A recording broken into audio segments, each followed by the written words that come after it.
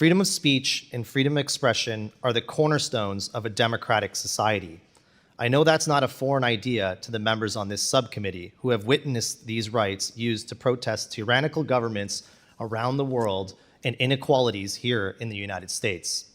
Freedom of expression is so important that not only is it the First Amendment to the United States Constitution, but it is also Article 19 in the United Nations Universal Declaration of Human Rights. Without these freedoms, we may have never learned the stories of Frederick Douglass during the abolition movement in the 1830s, or witnessed the civil rights movement of the 1960s, the women's rights movements of the 1970s, or the Arab Spring in the early 2010s. It is extremely troubling to me that in 2024, I have to come before the US Congress to testify that these fundamental rights are being threatened. For years, we saw platforms shadow ban ideas they did not agree with.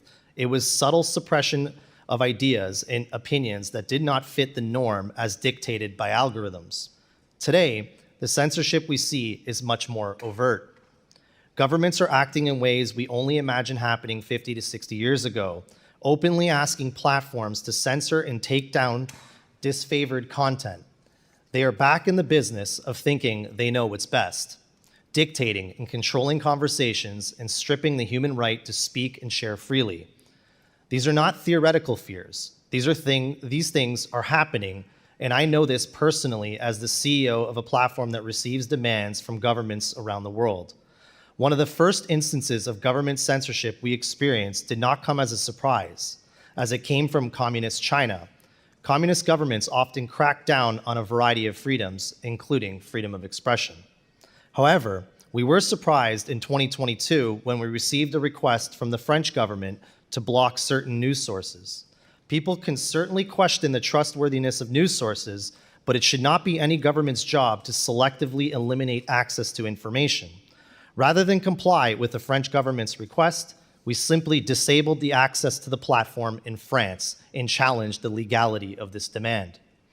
To be clear, Rumble has a strong set of content guidelines under our terms and conditions, but the content the French government was asking us to censor did not violate any of our terms. Instead, it was regarding Russian news outlets.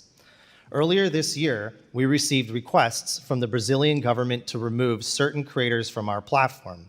Again, the content did not violate our terms and conditions, but instead shared opinions that were unpopular in Brazil at the time. Rumble made a very tough decision not to comply with the government's request. As with France, we chose to disable access for our users in Brazil